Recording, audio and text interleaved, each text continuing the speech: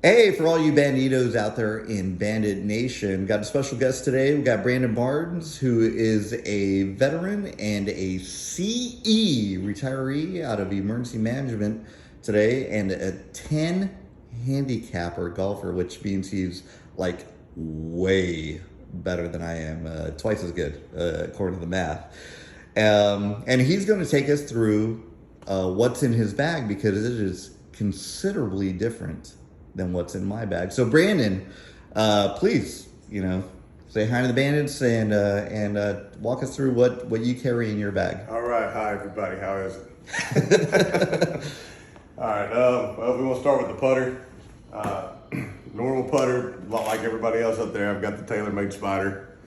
This one, I actually got this one sent to me when I signed up for the World AM back in 2019, but it got postponed due to COVID, and then due to some other things, I didn't end up getting to play in it, but they sent me the gift anyway to do a little bit of that refund. So I've ended up playing with this, and great putter. Before this, ever since I was 16 years old, I'd used a ping blade, and up till I got this, I didn't want to change it. The ping thing started falling out of the face, so I had to keep gluing that back in.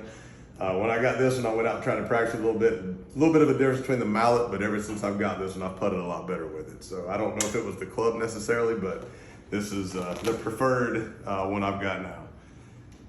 So I'm just gonna lay it over here so I can put all that back on. As far as wedges, I've only got one wedge in the bag. I carry, it's a C3I 55 degree wedge. I use this for pretty much anything under about 80 yards. If I feel like I can get good loft and it stops for me on the dime, I can try to hit it in there. Sometimes it's not exactly the best club, but I use this out of the sand, out of anything else that's basically inside 70, 80 yards. From there, we go into my actual club set, which is the Wazaki. If you don't know how that's spelled, it's Wazaki, W-A-Z-A-K-I. This is a sand wedge. Don't get fooled by the head cover. It's not exactly an iron by any stretch of the means. So this is my sand wedge. It looks like, your normal old man club, but they hit just the same as any kind of iron does, the same kind of loft, everything else. That when you come through, I can still get this plenty high with the same kind of backspin that I would off of an iron. Main reason I switched over to the Wazaki's, I was having a little bit of trouble hitting my irons here and there, and it was more of a mental thing. If I could get a couple shots that would shank off to the left or right, it got in my head. I got tired of fighting with it. I tried these out, and ever since I've been using these, I shaved 8 strokes off my handicap. Gosh. So they're a little different, but that's what the sand wedge is. They all look the same. They're all the same design. Each one of them, all the way from sand wedge. This is the pigeon wedge. Looks exactly the same. That's why most people get a little bit crazy when we pull these out on the tee box on a par 3 that's 120 yards. But you pull this out, they think you're going to drive it into the neighborhood, but it's still the same kind of loft and everything else. Like I said, loud loft. The only thing is the head's a little heavier, makes you kind of stay down more, make sure you're getting that good contact. But the shafts, stiff shaft. This one has a half an inch extra just because I'm kind of taller, so it helps me, get through where I need it. Won't go through the other ones. I mean, they're all the same unless you want me to. So on the hybrid, you got your sand wedge all the way through. What is it? 4, 5, all the 3? way to a 4. Yeah, all the way to a 4. Those are all the same. The Wasaki set.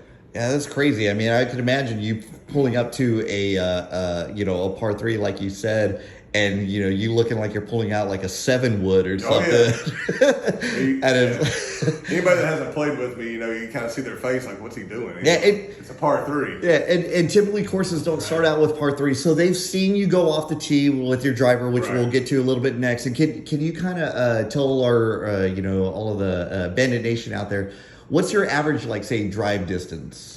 It's hard for me to tell. I'll be honest with you. I don't know. I like to say I usually drive around 270. Other people say that I go between 285 to 290 most of the time. I guess it really depends. If I've got the wind with me, you might get a 300 out there sometimes. But so let me tell the folks at home, Brandon is what we call in the business a big hitter. So when he pulls up to a par 3 and he pulls out what looks like a wood out there, it's like, oh my God, this guy is going to hit it into like the next, fairway or something like that. So I'm sure it catches a lot of folks by surprise. Yeah. The 3 hybrid I have is not a Wazaki. It's actually a Titleist. One of the better ones in the bag is a 915H. This is an older club, and I actually only have this one. It was my grandfather's.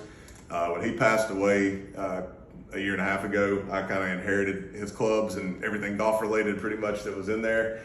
This one, I wasn't sure I was going to hit it the first time we went out to hit it because it's an actual regular shaft instead of the stiff shaft that I'm used to. I would find myself just hitting it kind of easy and fragile because I didn't want to break it. Honestly, this club probably got me into hitting all these other ones better because I took such a smooth and easy swing that it got me on course with all these other ones. And I kind of think this club for getting my handicap back down to where it was because of the way that I would swing. So keep this one in the bag. I hit it pretty well most of the time. This is usually probably about my 200 to 210 yard club when I need it. And I swing it smooth, and it works out pretty well. And do you hit that one like regardless of lie, whether it's fairway, rough, as long as it's that number, that's what you're swinging? Yeah, I mean the rough will depend a little. If it's in thicker stuff, I'm not going to get that there with what it is, and I'll probably end up going with a 3-wood or maybe even just laying up to a safer area. But if I'm in the fairway 200 out, I'm going to pull that one out and use that one. 3-wood I just got recently, but I've got the Ping G425, so one of the newer ones out there. I didn't hit 3-woods all that well until recently, and I kept getting myself in trouble because I had no clubs basically between 210 to the driver. Then if I got it with my drive off the distance, off the tee box, I was getting myself to about 230, 220, 210, and didn't have anything I could reach a green in 2 on a par 5, and I kind of got tired of doing that from time to time. And then another thing, my driver's good a lot of times it's not. And so when it's not, I wanted something I could come off the tee box with a little bit further than the 3 hybrid. Right. And I decided to invest in this and see what it would do. And since I've gotten this, it's actually been a really good club and has hit it pretty well. So pretty happy with that one. I recommend that one. Ping's good club. Which leads me into the driver, which is also a Ping, but this is a G410 LST. And that's what I've been hitting off the tee box for the majority of, I guess, about 2 years now. This was one of the newer models. The G425 is the newest one they got out. The 410 was right before that, but I love it. It's great. It's probably one of my favorites when it's going right, and probably my least favorite when it's not. So, just like anybody else. Today, it was great. So, it gets the head cover. But this is a good club. I've got this was actually a shaft. This one was given to me by a buddy of mine, and he had the shaft redone. And this one's got a little bit more of the extra stiff shaft in it. But the way I hit off the tee, a lot of times I need to stiff to the extra stiff shaft. Any regular shaft driver that I've hit, I've broke the head off of. So, oh geez, yeah, I had to realize that and move to the stiff for the extra stiff shaft. But this is a great driver and wouldn't trade it. Well, fantastic, man. Well, hey, I appreciate you taking the time to walk us through what's in the bag of a typical 10 handicapper, especially like the hybrids. Most folks will see that we just see irons and stuff out there, and it's like, no, you got different options. One thing I'll recommend, get the old Srixon divides. They're easy to find in the woods. So that's the ball I like to play right now.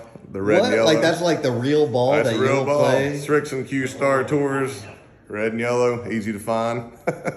There you which go. is what I need. So. Yeah, I'll tell you what, we're going to put that in the description below. We'll put a link to that. There you go. That's pretty cool. I've seen like practice balls like that. I haven't seen like real balls, but that's the ball that your preferred ball to play? I like playing with that one. Tee to green, I putt with it too. It's good ball. Well, there you go. Viewers at home, man. Hey, Brandon, I really appreciate you coming on the channel and explaining, the differences, and that there's more choices than just swinging, your regular irons that your dad had, type deals. Like we got hybrids. There's something out there for any potential golfer, man. So appreciate you coming on the channel. Thank you.